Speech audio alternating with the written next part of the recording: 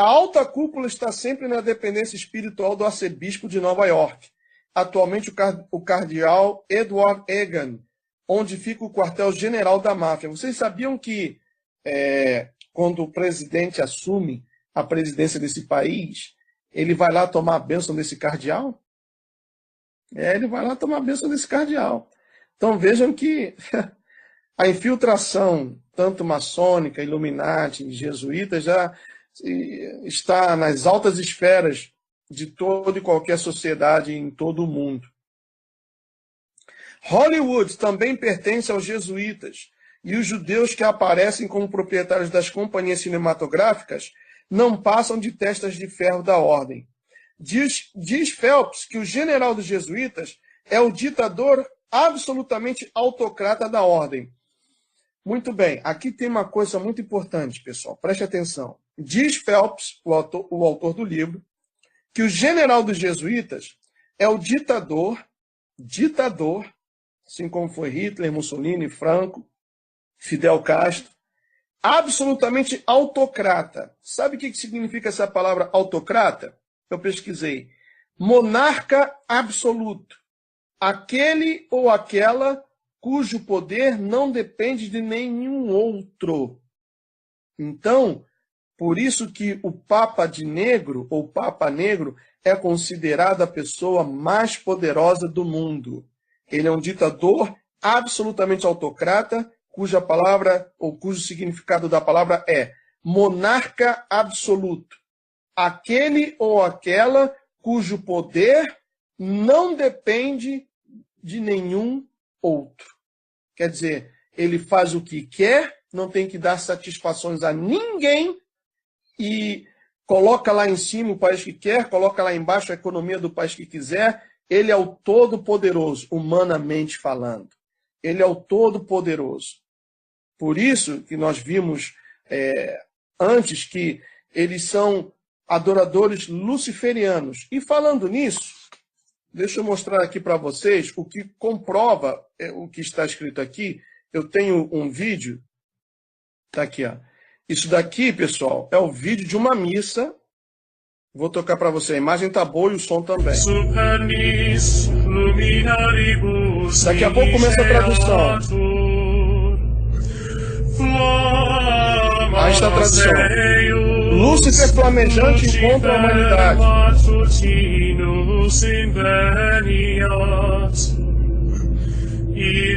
Eu digo, ó Lúcifer, que nunca será derrotado. Cristo é o seu filho, quer dizer, Cristo é o filho de Lúcifer, que voltou do inferno e derramou a sua luz pacífica.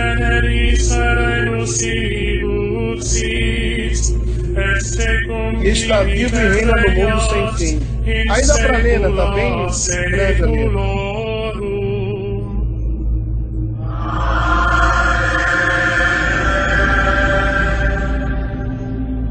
Está em uma missa onde se invocou abertamente, claramente, o próprio diabo. Incrível, né, pessoal? Incrível. Um louvor ao diabo em pleno Vaticano, e as pessoas... O latim é uma língua morta, é um idioma morto, então muita gente não entende latim, eu não entendo, muita gente não entende, então são aquelas pessoas que também, como tem nas igrejas evangélicas, que para tudo dizem amém, né? Para tudo dizem amém. Sua mãe morreu, amém! E não sabem o que estão fazendo. Então esse general jesuíta, ele é o Todo-Poderoso. É ele quem comanda, é ele quem diz o que tem que ser feito, a hora que tem que ser feito e como tem que ser feito. Continuando aqui, existem cerca de 83 provinciais no mundo atualmente. Tudo indica que a ordem dividiu o mundo em 83 regiões diferentes. Para cada região, há um provincial, sendo que para os Estados Unidos, onde a ordem detém uma fortuna incalculável, inclusive com mais de 50% de ações do maior banco, o Bank of America. Eu já sabia disso, eu tinha conta no Bank of America por anos e anos a fio. Quando eu descobri que isso daqui realmente é verdade, eu cancelei a minha conta do Bank of America e abri no Wells Fargo Bank. Porque o Bank of America é controlado pela Igreja Católica, pelos jesuítas. Foram designados 10 provinciais. Na América Central, há um provincial, bem como também um na Irlanda. Supomos que no Brasil existe apenas um, na certa residindo discretamente num desses colégios jesuítas, que existem em quase todas as cidades importantes do país. Continuando, diz aqui, ó.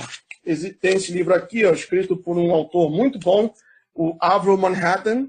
O nome do livro, Os Bilhões do Vaticano. Aí, o Buddy já começou, ó. Os Bilhões do Vaticano. Muito bem. Agora começa a parte legal da live. Diz aqui, ó. Sempre que deseja iniciar uma agitação social, revolução ou guerra, o general dos jesuítas convoca um encontro com os seus provinciais. E juntos ouvem as informações do provincial, onde essa agitação deverá acontecer, a respeito das queixas do povo desse país. E nessas informações se baseia o general para ordenar o início da agitação. Isso confere com o que lemos nos livros O Holocausto do Vaticano e O Mundo da Política do Vaticano, de Avril Manhattan. Nos Estados Unidos, a ordem usou o movimento dos direitos civis através do agitador Martin Luther King, que o autor chama de Lucifer King. Nos Estados Unidos, eles começaram uma agitação que culminou com a assinatura do Ato dos Direitos Civis. O objetivo dessa agitação foi concentrar a autoridade do poder em Washington, onde os jesuítas têm o seu quartel-general. Então, na capital dos Estados Unidos, aí está o quartel-general dos jesuítas. Esse documento foi redigido por Theodore Herberg, cavaleiro de Malta, o qual foi presidente da Universidade Notre Dame durante muitos anos, pertencente à ordem jesuíta. E Notre Dame, em francês, significa Nossa Senhora, né? Dessa universidade emergiu, nos anos 60, o movimento carismático, o qual ajudaria a unir católicos e protestantes, principalmente os pentecostais. Na América, este foi um dos muitos golpes de mestres dos jesuítas. Então, agora você entende quando começou a surgir aquele padre, quando Marcelo Rossi, né? Padre Marcelo, que começou a fazer movimentos e fazer missas mais agitadas, com louvores até que geralmente eram cantados por cantores cristãos ou de bandas evangélicas, etc. E as missas começaram a encher, começaram a transbordar lá no santuário que ele dava missa, transmitido ao vivo pela Globo. Então, tudo isso era uma jogada dos jesuítas para esvaziar as igrejas, para confundir as pessoas. Porque tem igreja católica hoje em dia que também pede o dízimo. Pede o dízimo também. E faz tudo que uma igreja dita ou considerada cristã ou evangélica faz, né? Então vejam que tudo isso foi uma jogada mestre, um plano mestre, para confundir a cabeça das pessoas, porque, infelizmente, o Brasil é um país onde a sua população lê, em média, menos de 2 livros ao ano. Então, quanto mais ignorante um povo é, mais fácil de ser enganado, mais fácil de ser escravizado. Tem gente que usa a Bíblia como um desodorante, debaixo do braço, né? Tem gente que tem a Bíblia aberta como objeto decorativo na sala, objeto de decoração, no Salmos 37, no Salmo 91, mas não pratica o que está escrito ali, não é mesmo? Se dentro das igrejas tem gente que vai na igreja 2, 3 vezes por semana à igreja, já tem gente que não está muito convertida, não é essa coisa toda. Imagine aqueles que vão quando... Bom, é triste, pessoal, é triste, mas essa é a realidade. Por isso que nós vemos uma decadência dos padrões morais aí no Brasil, né? São as feminazes, são essas jovens que ficam dançando aquela dança sexual que põe o bumbum para o alto, um shortinho curtinho, mostrando tudo e rebolando daquela forma. É na boquinha da garrafa, essa coisa ridícula aí, tô tranquilo, tá favorável, negócio desse é Mr. Catra, MC Guimê, tudo isso para corromper, pessoal, para corromper a juventude, para destruir a família. Nós estamos servindo de cobaias nas mãos dessas pessoas. Então, mais uma vez, aquele mesmo apelo que eu repeti várias vezes na segunda-feira, eduque-se, procure se informar.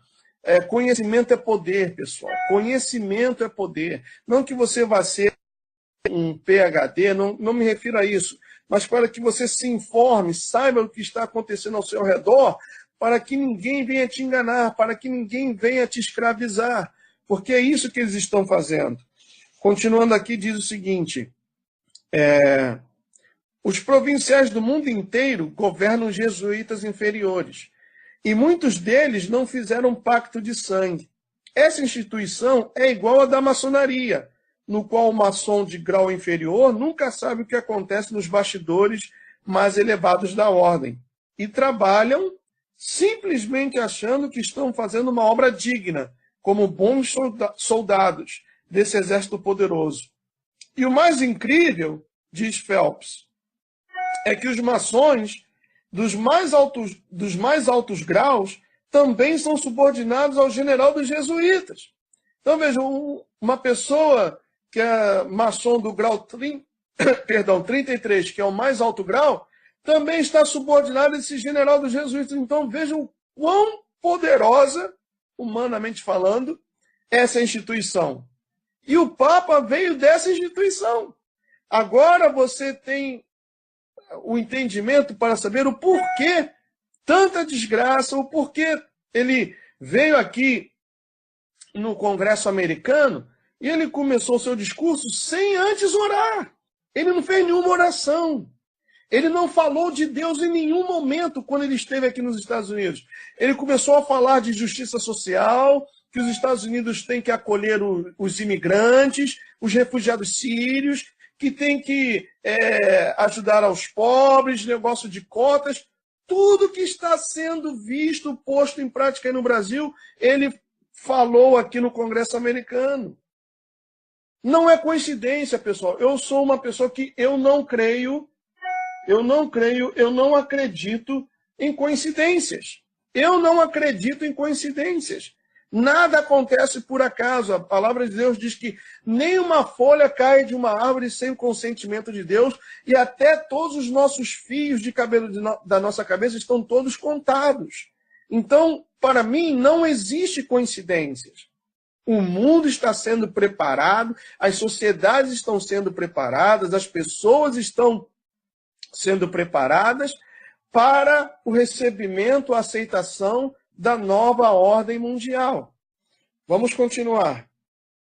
Quando a ordem jesuíta foi desfeita pelo Papa em 1773, o Papa Frederico o Grande, que viveu de 1712 a 1786, o rei da Prússia e grande amigo de Voltaire, aquele filósofo francês, deu guarida aos jesuítas e, junto com eles, escreveu o ritual da franco-maçonaria escocesa. Por causa desse ato de caridade de Frederico, os jesuítas foram tomando conta da Alemanha e hoje são os donos desse país, onde preparam o maior exército do mundo, o exército da União Europeia, para o caso de uma guerra mundial, que poderá ser o Armagedon. Vê? Que coisa terrível. Uma coisa é certa e irrefutável. Todas as guerras do planeta têm contribuído para o fortalecimento econômico e político da ordem jesuíta, como as guerras napoleônicas, por exemplo. Na Segunda Grande Guerra Mundial, eles contrabandearam o ouro dos nazistas para os bancos da Suíça e dos Estados Unidos e ficaram riquíssimos.